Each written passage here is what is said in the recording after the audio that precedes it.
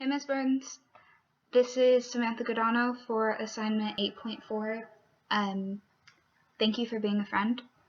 So, as a little introduction, I don't have a ton of friends. I tend to choose quality over quantity all of the time. I have my best friend Gabby, my other best friend Jenna, Josh, who's my boyfriend, but first and foremost my best friend, and my cousins in Portland, who I'm really very close with, Eliana and Bailey. So it's not like I have a friend group or dynamic, but I have individual friends that I can use as examples. So the first question is about selecting 5 characteristics of a healthy relationship from the article that you had us read. And the first one I chose was mutual respect, because that, out of anything else, is the most important above all else.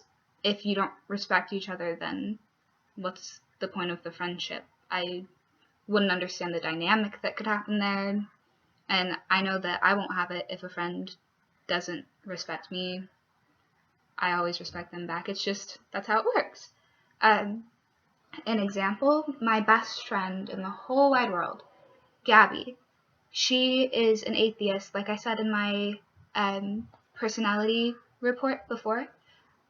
She's an atheist, I'm a Christian, and we respect each other enough to know our boundaries with talking about that, and we are really cool about it. We know not to get into that discussion because, not that we'll argue, but we have our disagreements, and we say that DC's like Jesus. We don't talk about it because we'll fight.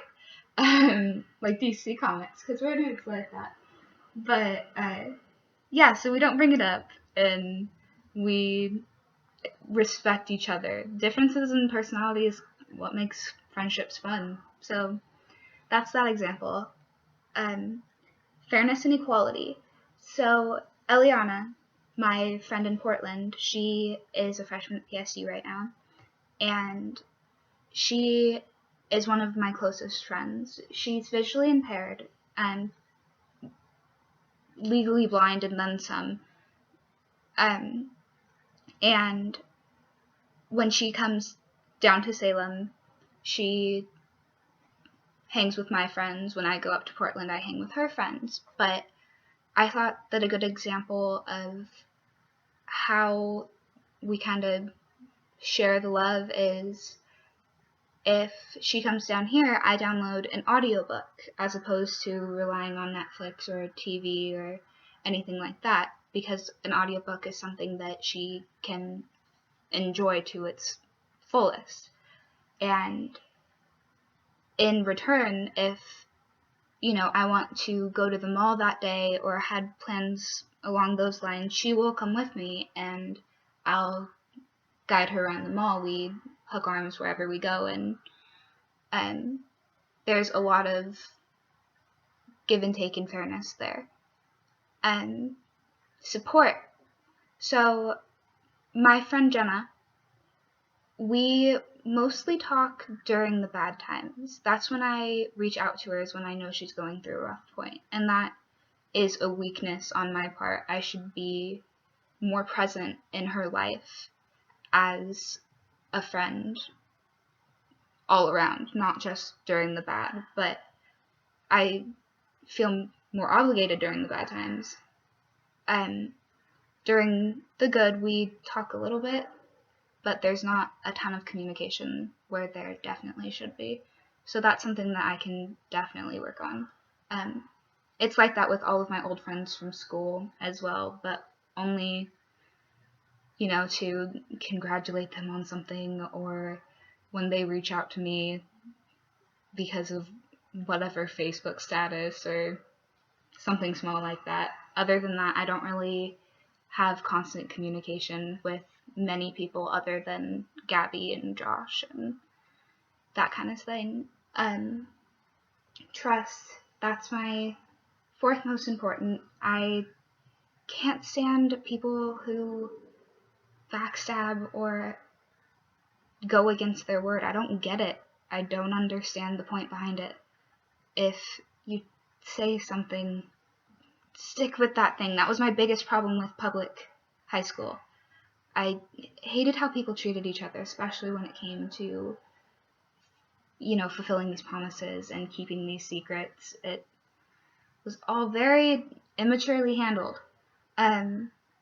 So one example of trust, my boyfriend Josh goes to South, and I am obviously homeschooled, SK online stuff, and I feel like that takes some trust. I mean, there are girls, and there are pretty girls, and, grounds to be jealous, but I'm not. I definitely trust him, and I know that he trusts me, and that is vital. If we were both paranoid all the time, then that would just wreck any dynamic. So yeah, I feel like that's a good example of trust. And, the obvious, like, I trust Gabby to never tell or share things that I tell her, and in return she does the same, and we trust each other with things because we won't judge each other, and things along that line. Lastly, good communication. I was not a good communicator before, I would even say, this school year, this summer.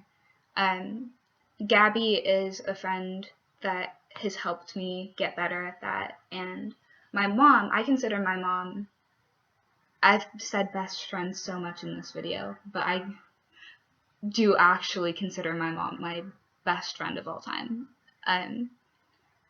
which is probably an unhealthy parent-child dynamic, but,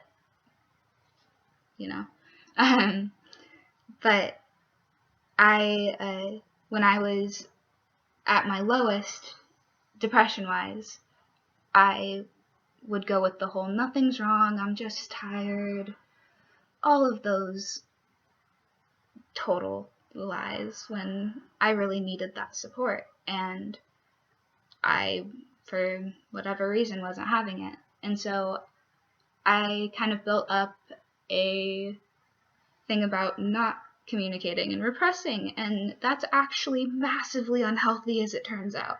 So through counseling and getting used to talking to my mom and stuff like that, I think I've become a really good communicator, actually. I've been pretty proud of the way I can mediate situations and express my feelings and be open about things but still be gentle at the same time, and that's something that I'm pretty proud of. I would like to be a psychologist and be a social worker so that I can work with people and communicate with them, and I just think it's something that I'm good at. Especially with communication, because now that I have the other 4 skills of friendship, like, I know that I respect my friends, and I have closer friends now that I trust, and we're fair and support each other, that I can have that open communication now. I can have the freedom to do that, and I don't have to feel afraid to. So yeah, I think that's about it. Oh, quote. I don't know if you still want this, even though it's just a video, but you're gonna have it in here anyway, I guess. It's the friendship quote about being written really small when it's at half screen. Oh. Okay. Friendship improves happiness and shares. Darn it, this is too small. Darn it.